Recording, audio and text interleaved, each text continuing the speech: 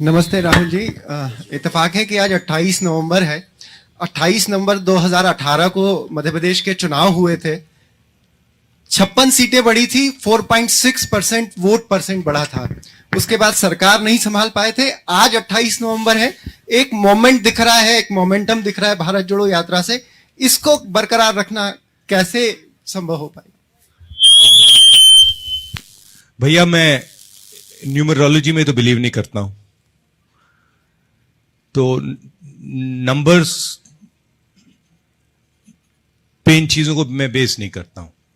But मैं आपको यह कह सकता हूं कि कन्याकुमारी से मध्य प्रदेश तक जनता का प्यार, भरोसा, जनता की शक्ति इस यात्रा को मिली है। जब यात्रा शुरू हुई थी तो मीडिया ने कहा था केरला में तो यात्रा सक्सेसफुल रहेगी, मगर कर्नाटक में प्रॉब्लम आएगी। फिर हम कर्नाटक गए, मीडिया ने कहा साउथ इंडिया में तो यात्रा अच्छी चलेगी, मगर साउथ के निकलने में प्रॉब्लम होगी। फिर तेलंगाना, आंध्रा में वही हुआ, वही जो कर्नाटक में हुआ।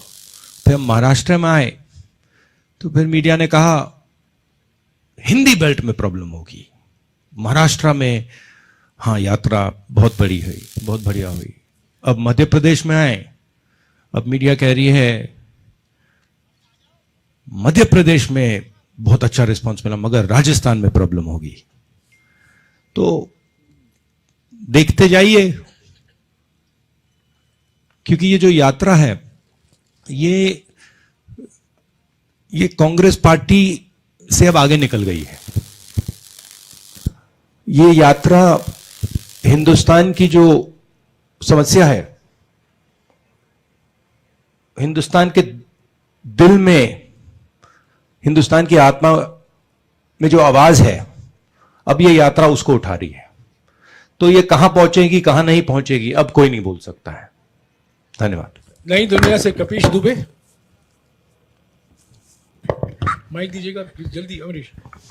अच्छा, इसमें दूसरी चीज बड़ी इंटरेस्टिंग है, मैं कह रहा हूं और मैं दोहराता जाता हूं कि इस यात्रा में किसी को थकान नहीं हो रही है, किसी को नहीं हो रही है। जो भी चल रहा है, नहीं अजीब सी, आपको अजीब नहीं लगता? तो अजीब सी बात है, इस यात्रा में जो भी चल रहा है, चाहे वो 10 किलोमीटर चल रहा है, 25 किलोमीटर चल रहा है, जो भी जितना भी चल रहा है, थकान किसी को नहीं हो रही है। आज एक लड़की आई मेरे पास और मुझे उसने कहा कि मैं जैसे ही मैंने यात्रा शुरू की, पहले 15 मिनट मैंने सोचा मैं कैसे चल पाऊंगी, और 15-20 मिनट बाद जो भी मेरे माइंड में थकान थी, जो भी डर था, वो निकल गया। तो ये बड़ी इंटरेस्टिंग बात है।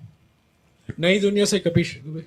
राहुल जी नमस्कार। इसी महीने सुप्रीम कोर्ट का एक फैसला आया है ईडब्ल्यूएस आरक्षण को लेके। सुप्रीम कोर्ट का एक फैसला है ईडब्ल्यूएस आरक्षण को लेके, जिसमें जो गरीब सवर्ण हैं जिन्हें ईडब्ल्यूएस के तहत आरक्षण दिया जाता है, उसको आगे बढ़ाने पर सहमति दी गई थी। लेकिन कांग्रेस के ही एक नेता हैं जिन्होंने इसके अगेंस्ट में पुनर्विचार याचिका दायर की है।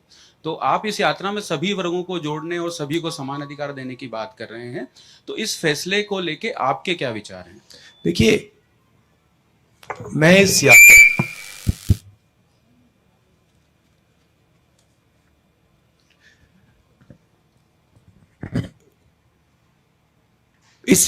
यात्रा के क्लियर लक्ष्य है। मैं इस यात्रा को डिस्ट्रैक्ट नहीं करना चाहता हूं, ठीक है? इस यात्रा के पीछे सोच है, सबसे पहले जो हिंदुस्तान में नफरत, हिंसा और डर फैलाया जा रहा है, उसके सामने खड़े होना। और इसका सेंट्रल आइडिया कि जनता की आवाज जो है उसको सुनना सबसे जरूरी चीज है। उसके बाद जो देश में बेरोजगारी, Kamal, there some interference taking place here. ये साउंड वाला कौन है? वॉल्यूम का देखो, ये सब मोबाइल बंद कर लिया। भैया मोबाइल हटा दी, ऑफ कर दीजिए ऑफ प्लीज। कर दीजिए, उसमें मुझसे जेपी जाते जी हैं ऑफ फिर कर उसमें दीजिए आता है। please mobile.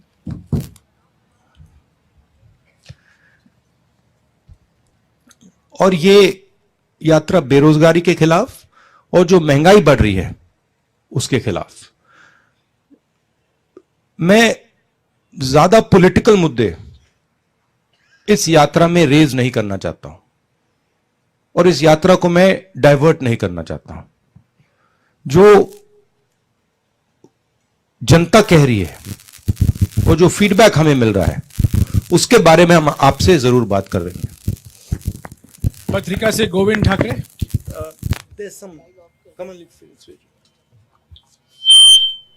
नमस्ते राहुल जी।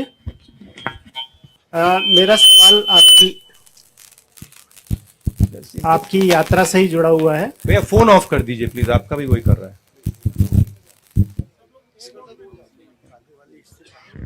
जल्दी जल्दी पूछिए, समय निकल रहा है। जी जी। प्रॉब्लम नहीं। मेरा सवाल यात्रा से ही जुड़ा हुआ है। चूंकि आपने पीछे ब्रांडिंग भी लगाई है लेकिन उसमें कांग्रेस का जो सिंबल है वो नहीं है, तो क्या ये उम्मीद करते हैं आप कि इस यात्रा के माध्यम से वो संगठन, गैर राजनीतिक राजनीतिक संगठन जो आपको 2024 में किसी रूप में आज एक, मैं आपको बताऊं, आज एक आरएसएस के व्यक्ति आए, मुझे उन्होंने कहा मैं आरएसएस का हूं, मैं यहां आपका स्वागत करने आया हूं। मैंने कहा ये जी जी जी। तो मेरा सवाल ये था कि इस यात्रा से आगे आपका जो लक्ष्य है, जिस तरह से रिस्पांस मिल रहा है, तो एक मजबूत प्रतिपक्ष की तरफ आप बढ़ेंगे आगे, ऐसा आप उम्मीद करके चलते हैं या देखिए, भविष्य में? मैं मेरे साइड से ये मेरी जिम्मेदारी है और एक तरह से मेरी तपस्या है, ठीक है। जो तपस्या करता है वो इसलिए तपस्या नहीं, किसी कारण तपस्या नहीं करता है कि मैं वो चाहता हूं या वो चाहता हूं या वो चाहता हूं। मुझे कोई इंटरेस्ट नहीं है। मुझे लगा कि इस देश में जो नफरत और हिंसा फैलाई जा रही है वो इस देश के लिए खतरनाक है, इस देश को नुकसान पहुंचाएगी। और मैंने सोचा कि मेरी जिम्मेदारी क्या है,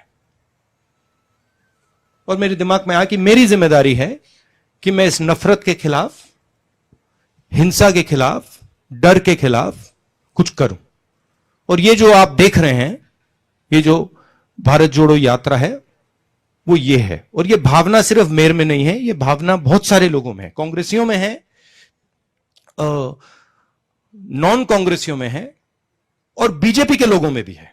बहुत सारे बीजेपी के लोग भी सोचते हैं कि जो देश में हो रहा है वो सही नहीं है। मीडिया के साथ जो हो रहा है, इंस्टीट्यूशंस के साथ जो हो रहा है, और जनता के साथ, गरीबों के साथ, किसानों के साथ, मजदूरों के साथ जो हो रहा है, जो कॉन्सेंट्रेशन ऑफ वेल्थ हो रहा है, भयंकर कॉन्सेंट्रेशन ऑफ वेल्थ हो रहा है, इसके खिलाफ बहुत सारे लोग हैं। मगर कुछ सोच कर नहीं किया मैंने कि इससे यह फायदा मिलेगा या यह फायदा मिलेगा। इससे मुझे कुछ ना मिले तब भी यह मेरी जिम्मेदारी है और इसको मैं करूंगा, पूरा करूंगा। धन्यवाद। दैनिक दोपहर से नवनीत शुक्ला, जल्दी दीजिएगा प्लीज। धन्यवाद। राहुल जी, मेरा एक बहुत छोटा सा सवाल है कि जिन लोगों ने कांग्रेस की सरकार पिछली बार गिरा दी, क्या उनके लिए अभी भी कांग्रेस के दरवाजे यथावत खुले रहेंगे या नहीं? ये सवाल आपको कांग्रेस प्रेसिडेंट और जो कांग्रेस की मध्य प्रदेश की लीडरशिप है उनसे पूछना चाहिए। मेरा ओपिनियन है, अगर वो लोग खरीदे गए हैं, पैसे से खरीदे गए हैं, तो उन पे कैसे कहा जाए, उन पर भरोसा नहीं करना चाहिए। टाइम्स ऑफ इंडिया से सागर चौक से। हेलो सर, योर मगर ये छोटा क्यों था? ये सवाल छोटा कैसे था? मैं सोच रहा था ये छोटा कैसे है। हाँ, मतलब इसको आप और लंबे तरीके से पूछ सकते थे। नहीं, आई अप्रिशिएट योर सेंसिटिविटी। आपकी जो सेंसिटिविटी है उसको अप्रिशिएट करता हूं मैं। नहीं नहीं, एक मिनट, एक सवाल का कोई सप्लीमेंट्री नहीं होगा प्लीज। हाँ जी, सागर चौक से please. Sir, purposes and aims of your yatra have been well conveyed because you have already told it multiple Sagar one times. Second please. हाँ। कोई वीडियो नहीं लेगा प्लीज, कोई फोटो नहीं लेगा, कोई रिकॉर्डिंग नहीं होगा प्लीज। आप अपना मोबाइल बंद कर दीजिएगा प्लीज। हाँ सागर। But as you have already completed something around 2,500 kilometers of yatra and through 7 states, and apart from the after this, what organizational changes you want to be made in your organization? Because second week of the December is very important. Your yatra gonna enter Rajasthan, and result of Himachal Pradesh, Gujarat will be delivered on 8th of December. So, what organizational changes you want to be made in organization? I don't think we've done 2,500 kilometers yet. I think we've done 2,000. Is that correct? I think we've done 2,000. And the spirit of the yatra is to make the country focus on the attempt to change its nature. This country has never been a fearful country. In its worst time, India has had much worse times than now. During the British, we had a much worse time. In its worst time, India was never a scared country. It was a brave country. And the people of India have a particular culture. And this culture is known all across the world. It is a culture of compassion, of respect, of affection. And this is our biggest strength. Nobody thinks that anger, hatred, arrogance are strengths of India. Nobody. You can go and ask anybody. You can ask किसी गांव वाले से पूछ लीजिए, अरबपति से पूछ लीजिए, अमेरिका के राष्ट्रपति से पूछ लीजिए, उनसे पूछिए भैया बताइए हिंदुस्तान की स्ट्रेंथ क्या है? करुणा, भाईचारा, म्यूचुअल रिस्पेक्ट। तो यात्रा का यह लक्ष्य है। आप इस बात को बिलीव नहीं करते हो, मगर इस यात्रा का लक्ष्य पॉलिटिकल नहीं है। इस यात्रा का लक्ष्य देश को याद दिलाना, इस देश की नेचर क्या है, इस देश की संस्कृति क्या है, इस देश का इतिहास क्या है, इस देश का डीएनए क्या है, यह है इस यात्रा का लक्ष्य। अब उसमें पॉलिटिकल रिपरकशंस हों तो होंगे, मगर जिस स्थिति पे आज हिंदुस्तान है, अगर हम इस रास्ते पे चलते गए तो देश को बहुत भयंकर नुकसान होने वाला है, इंटरनेशनल लेवल से और इंटरनली। इसलिए हमने ये यात्रा की है। आईबीसी से वत्सल श्रीवास्तव। नहीं, please please, no, I have explained to you. नहीं, what, repeat it please. IBC से विशाल श्रीवास्तव चलने के बाद क्या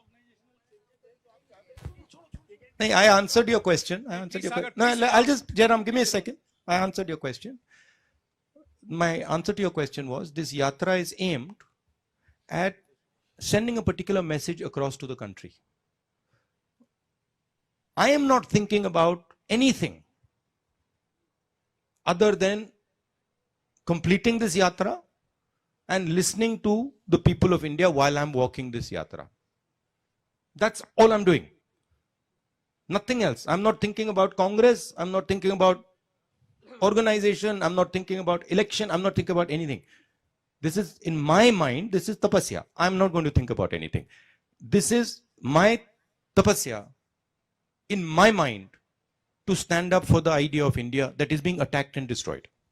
आईबीसी से वत्सल श्रीवास्तव। राहुल जी नमस्कार। 2018 में आपकी सरकार बनी, यहाँ पे 15 महीने के बाद वो सरकार चली गई। परिस्थितियां बदली सर इस स्टेट की पॉलिटिकल पूरी तरीके से, और जब आप हिंदी हार्टलैंड में आ रहे थे तो क्या आपको उम्मीद थी कि इतना समर्थन या इतना उत्साह जो लोगों में मिला है आपको, वैसा मिल पाएगा यहाँ पे? मैं केरला से निकला तो मेरी माइंड में था कि भाई केरला को अब कोई नहीं हरा सकता। मतलब ये जो रिस्पांस मिला है केरला के बाद तो मिल ही नहीं सकता। महाराष्ट्र ने उनको गिरा दिया। और मैं सच बोलूं तो मुझे लग रहा है जो कल इंदौर में हुआ वो मैंने महाराष्ट्र में नहीं देखा।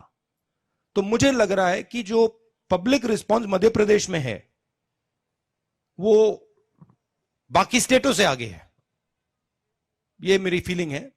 और मध्य प्रदेश के लोगों के दिमाग में, माइंड में ये यात्रा बहुत गहरी घुस गई है। डिजियाना, एक मिनट, नहीं नहीं नहीं प्लीज, मैंने आपको बार बार समझाया, नो सप्लीमेंट्री। डिजियाना से अरविंद तिवारी, जल्दी बोलिए। नहीं प्लीज बैठिए प्लीज। राहुल जी मैं आपसे गुजारिश करूंगा प्लीज सप्लीमेंट्री मत लीजिएगा। ओके। अरविंद तिवारी।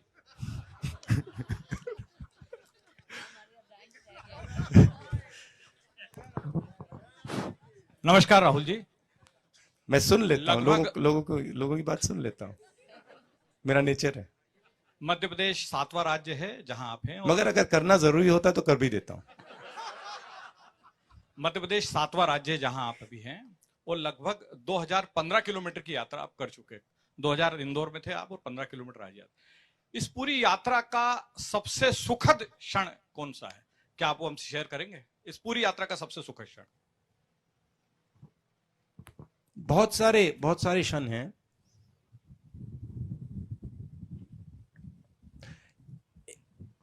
एक नहीं कह सकता हूं।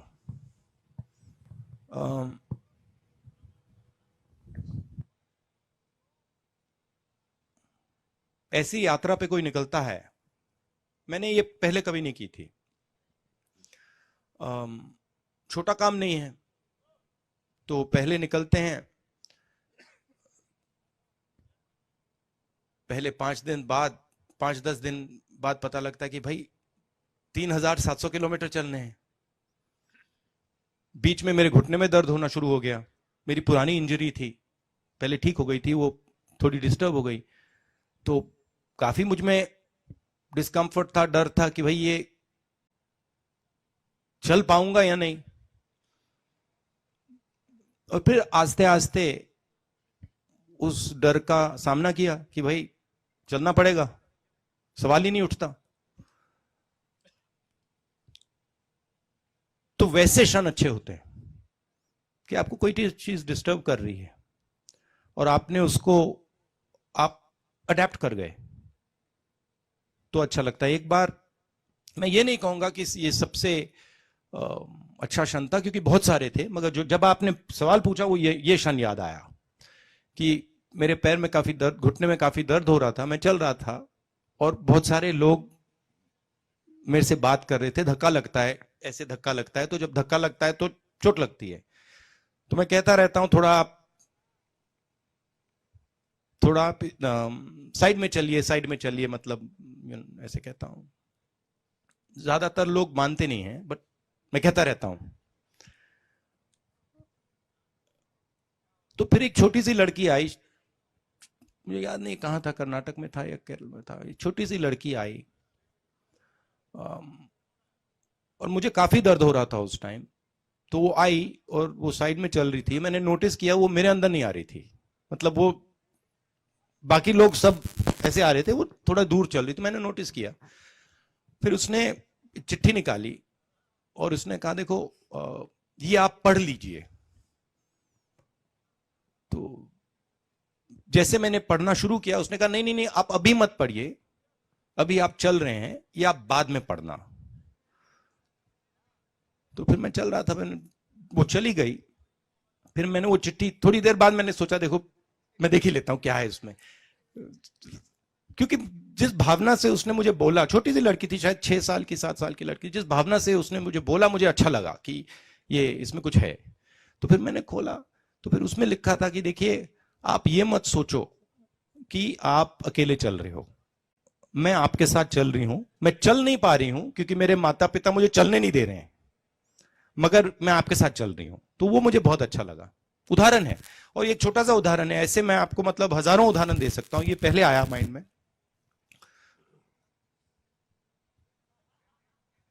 राहुल जी अलग से उदाहरण बाद में दीजिएगा क्योंकि 10 मिनट बाकी यस है। Yes yes yes Madhya Pradesh news से महेंद्र संगेरा। राहुल जी इसके बारे में एक किताब लिखेंगे, वो सब उदाहरण नहीं, मैं आपको बड़ी इंटरेस्टिंग बात बताता हूं। जैसे यात्रा में क्या क्या हो रहा है, मैं दो तीन चीजें आपको बताता हूं जयराम जी, आपकी परमिशन से। तो एक तो चल रहे हैं, और जैसे मैंने आपको कहा किसी का दर्द होता है तो उसका सामना करना पड़ता है। दूसरी बड़ी इंटरेस्टिंग बात होती है कि पेशेंस जो होती है वो ड्रामेटिकली इंक्रीज हो रही है।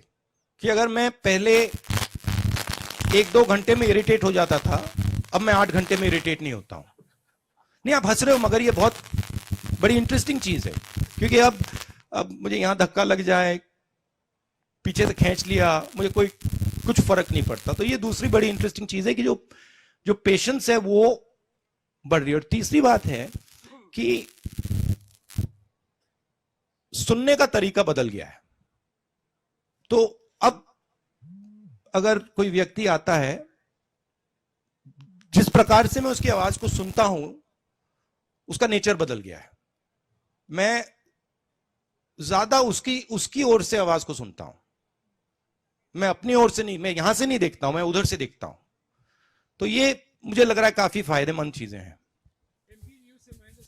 हाँ राहुल जी, मेरा सवाल ये था कि आपने 2 इश्यूज को रेज किया है भारत जोड़ो यात्रा के दौरान, महंगाई और बेरोजगारी। तो बेरोजगारी के मामले में जब हम देखते हैं तो प्राइम मिनिस्टर कहते हैं कि आत्मनिर्भर भारत हो रहा है, प्राइम मिनिस्टर कहते हैं कि एंटरप्रेन्योरशिप को हम बढ़ावा दे रहे हैं। यदि कांग्रेस के पास एक अवसर दिया जनता ने तो ऐसा कौन सा फॉर्मूला होगा कि इस बेरोजगारी को दूर करने के लिए आप उसको लागू करेंगे ताकि सही मायनों में आज का जो युवा है, जो भटक रहा है, जो नौजवान है, उसको रोजगार मिल पाए? क्या फॉर्मूला कांग्रेस के पास है? सबसे पहले ये जो बेरोजगारी है, इसका सबसे बड़ा कारण कंसंट्रेशन ऑफ वेल्थ, कि 3-4 लोगों के हाथ आपने हिंदुस्तान का पूरा धन डाल दिया है। जो भी वो करना चाहते हैं, जो भी बिजनेस वो चाहते हैं, वो कर सकते हैं। और हर इंडस्ट्री में वो एक के बाद एक मोनोपोलीज क्रिएट कर रहे हैं। आप हिंदुस्तान के सब इंडस्ट्रीज देख लीजिए, आपको मोनोपोली दिखेगी। टेलीकॉम, रिटेल, इंफ्रास्ट्रक्चर, सब जगह, एयरपोर्ट, स्पोर्ट्स, सब में आपको मोनोपोली दिखेगी। मोनोपोली का क्या मतलब है? मोनोपोली का मतलब है जो स्मॉल एंड मीडियम बिजनेसेस हैं, जो ग्रो कर सकते हैं, उनको आपने खत्म कर दिया। तो जो ग्रोथ पोटेंशियल है, ग्रोथ पोटेंशियल स्मॉल और मीडियम में है, ग्रोथ पोटेंशियल लार्ज में नहीं है। साइज लार्ज में है but growth potential small and medium है, उसको आपने खत्म कर दिया है। और ये आप किसी भी स्मॉल एंड मीडियम बिजनेसमैन से पूछ लीजिए, जीएसटी और नोटबंदी ने क्या किया वो बता देंगे आपको। तो सबसे पहले जो ग्रोथ पोटेंशियल देते हैं उन पर फोकस करना जरूरी है। दूसरी बात, जो इस देश का फाउंडेशन है, जो इस देश की नींव है, जो किसान हैं, उनको बिल्कुल छोड़ दिया है। उनको कोई सपोर्ट ही नहीं दे रहे हैं।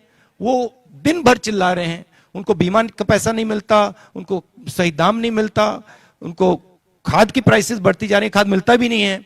तो ये जो बेसिक स्ट्रक्चर है, इसको डेवलप करना और इसकी रक्षा करना। दूसरी बात, जो ब्लेटेंट प्राइवेटाइजेशन हो रहा है इंडस्ट्री का, स्कूल्स का, कॉलेजेस का, यूनिवर्सिटीज का, हॉस्पिटल्स का, हमारी सोच इसके बारे में फर्क है। हम चाहते हैं कि एजुकेशन और हेल्थ केयर में सरकार भाग ले, कि ये सरकार की जिम्मेदारी है, ये किसी मतलब बिजनेसमैन की जिम्मेदारी नहीं है। वो जरूर अगर करना चाहे कर सकते हैं, बट जो मेन एजुकेशन का सिस्टम हो, जो मेन हेल्थ केयर का सिस्टम हो, उसमें सरकार जनता की मदद करे, सरकार जनता को सपोर्ट करे। इसका मतलब उसमें ज्यादा पैसा डाले, ठीक है। तो ये बेसिक फर्क है। बट मेन फर्क, हिंदुस्तान को चलाना एक डायनामिक काम है और उसमें सबसे जरूरी काम जनता के दिल में क्या है, चाहती क्या है, उस आवाज को सुनना। तो आप अगर जनता की आवाज को सुनोगे तो आपको इंडिकेशन मिल जाएगा। जैसे मुझे याद है यूपीए की सरकार थी, हमने मनरेगा किया और मजदूरों की मदद की, और 1-2 साल बाद हमारे पास किसान आए और उन्होंने बहुत अच्छी तरह हमें समझाया कि देखिए, आपने मजदूरों की मदद की, उनका रेट बढ़ गया, हमारा कॉम्पनसेशन क्या है, हमें भी कॉम्पनसेशन मिलना चाहिए। और जैसे ही उन्होंने ये रैशनल बात हमें बताई, हमने उसको एक्सेप्ट किया और हमने कर्जा माफ किया। तो मेरा कहना है कि ये देश डायनामिक देश है, इसको आप किसी रिजिड स्ट्रक्चर के साथ नहीं चला सकते। और बीजेपी इस देश की आवाज नहीं सुन रही, आरएसएस बीजेपी इस देश की आवाज नहीं सुन रही है, और वो रिजिड तरीके से देश को चला रहे हैं। उनके जो आइडिया है, उनकी जो सोच है, उससे वो चला रहे हैं। देश हिंदुस्तान की सोच से चलना चाहिए, सरकार की सोच से नहीं चलना चाहिए। इसलिए जैसे मैंने जयराम रमेश जी ने मुझे डायरेक्शन दिया, मुझे एडवाइस दी, मैंने सुना। नहीं, बहुत जरूरी बात है, बहुत जरूरी बात है। और मैं सिर्फ जयराम रमेश जी की बात नहीं कर रहा हूं, जो भी मुझे कुछ कहता है मैं सुनता हूं, कहता हूं ठीक है, इसमें लॉजिक है तो करना चाहिए। Thank you. आपने कहा मैडम प्लीज प्लीज, मैं मौका दूंगा, आप बैठे रहिए प्लीज। मैं नियम अनुसार ये प्रेस कॉन्फ्रेंस चला रहा हूँ, सबको मौका दे रहा हूँ। राहुल जी विस्तार से जवाब दे रहे हैं, मैं उनसे रिक्वेस्ट करूंगा राहुल जी आपकी अनुमति से इस प्रेस कॉन्फ्रेंस को और 5-7 मिनट और बढ़ा दें, क्योंकि 8-9 और सवाल पूछने वाले हैं। जल्दी से जल्द अगर आपके जवाब संक्षिप्त में होंगे तो 3 सवाल ले लीजिए। ठीक है। पीटीआई से मनीष श्रीवास्तव। देखिए कांग्रेस पार्टी का कॉम्प्रोमाइज देखा आपने? नमस्कार। ये वहां नहीं होता। सबसे पहले वहां पे तो सवाल एक भी नहीं पूछा जाएगा, मतलब चांस ही नहीं है। नमस्कार राहुल जी। राहुल जी, मैं आपसे पूछना चाहता हूं कि आपको भी पता है, अगर मैं कुछ नई बात नहीं कह रहा हूं, कि दिल्ली पे सत्ता का रास्ता जो है वो उत्तर प्रदेश होके जाता है, और मोदी जी भी इस बात को समझे और वो वाराणसी गए चुनाव लड़ने और वहां से कंसोलिडेट की पोजीशन और वहां पहुंचे। My question is, if given an opportunity, will you be contesting again from Amethi? See, once again, these are all attempts to distract from the main idea. You want the newspapers tomorrow to say, either Rahul Gandhi contests from Amethi or Rahul Gandhi does not contest from Amethi. I want the newspapers to say, Bharat Jodo Yatra, the ideas of Bharat Jodo Yatra, the philosophy behind Bharat Jodo Yatra. So, the answer to your question will come maybe in a year or year and a half. Madhya Pradesh स्थित पत्रकारों से मैंने 10 सवाल लिए हैं, माफ कीजिएगा और 2-3 सवाल नहीं ले सकता हूं। मैं अभी दिल्ली स्थित पत्रकारों से सवाल लूंगा। राहुल जी ने वादा किया था न्यूज़ 24 को कि तेलंगाना में आए थे, उनको मौका नहीं मिला। रमन झा, आपको कहा था राहुल जी ने कि आप यहां पूछ सकते हैं। मैडम प्लीज बैठ जाइए प्लीज, इसके बाद पूछेगा प्लीज। अगर आपको सवाल पूछना है चलिए राहुल जी के साथ, दोपहर को चलिए उनके साथ। अच्छा, आपका प्रॉमिस किया था मैंने, फुलफिल हो गया? राहुल जी, यात्रा 5 तारीख को राजस्थान पहुंचेगी और राजस्थान में जो राजनीतिक हालात है वो आपसे भी वाकिफ है, आप भी वाकिफ हैं उससे। जिस तरीके से अशोक गहलोत ने सचिन पायलट को गद्दार कहा, क्या आप भी मानते हैं कि इस बात को, क्या उन्होंने गद्दारी की है? देखिए, मैं इसमें जाना नहीं चाहता हूं कि किसने क्या कहा, ठीक है। ये दोनों नेता कांग्रेस पार्टी के एसेट्स हैं, मगर मैं आपको एक बात की गारंटी दे सकता हूं कि भारत जोड़ो यात्रा पर इसका कोई असर नहीं पड़ने वाला है। सुप्रिया भारद्वाज, आज तक। सर, मेरा सवाल ये है कि आपने जब भट्टा परसौल से शुरुआत करी थी, तब से जो है आप पे पर्सनल टैक्स होते जा रहे हैं, और जब से भारत जोड़ो यात्रा शुरू हुई है, आप कह रहे हैं सभाएं पॉलिटिकल प्लेटफॉर्म नहीं है, हम तो पूरा भारत जोड़ने आए हैं। कभी आपकी शर्ट को, कभी आपके कंटेनर्स को लेके, अब तो बात बियर्ड से लेके और भी चीज़ों तक पहुंच चुके हैं। इसको जो लगातार हमला हो रहा है, इसको आप कैसे देखते हैं, स्पेशली उस समय जब आप कह रहे हैं कि सभी लोग आए, नॉन पॉलिटिकल है, और दूसरी तरफ जहाँ पे रिगरसली, कंटिन्यूसली हर चीज पे जो है, माइन्यूटली नहीं बल्कि मैसिव लेवल पे पर्सनल अटैक्स हो रहे हैं।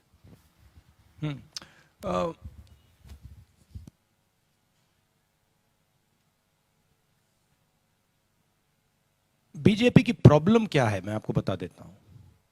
प्रॉब्लम यह है,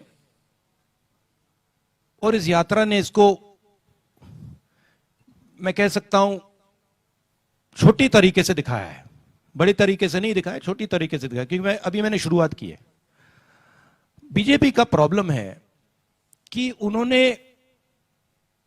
हजारों करोड़ रुपए मेरी इमेज को खराब करने में लगा दिए हैं, और मेरी एक यहां पे उन्होंने इमेज बना दी है। अब लोग सोचते हैं कि ये मेरे लिए नुकसानदायक है, मगर एक्चुअली ये मेरे लिए फायदेमंद है। क्यों? क्योंकि सच्चाई मेरे हाथ में है, और सच्चाई को छुपाया नहीं जा सकता है। तो जितना पैसा ये मेरी इमेज को खराब करने में डालेंगे, उतनी शक्ति वो मुझे दे रहे हैं, उतना मैन्यूवरिंग रूम वो मुझे दे रहे हैं। आप देखना, क्योंकि सच्चाई को छुपाया नहीं जा सकता, दबाया नहीं जा सकता है। और जहां तक पर्सनल टैक्स की बात है, पर्सनल अटैक्स इसलिए आते हैं क्योंकि व्यक्ति राजनीतिक पोजीशन लेता है। अगर आप बड़ी शक्तियों से लड़ोगे तो पर्सनल अटैक आएगा। अगर आप किसी शक्ति से लड़ नहीं रहे हो, अगर आप ऐसी फ्लोट कर रहे हो, तो पर्सनल अटैक नहीं आएगा। तो मैं जानता हूं जब मेरे पर पर्सनल अटैक आता है तो मैं सही काम कर रहा हूं, मैं सही डायरेक्शन पे चल रहा हूं। तो एक तरीके से ये जो पर्सनल अटैक होती है, ये जो पैसा बीजेपी मेरे इमेज को खराब करने में डालती है, ये एक प्रकार से मेरा गुरु है। ये मुझे सिखाता है कि भैया इधर जाना है, इधर नहीं जाना, उधर जाना है। क्योंकि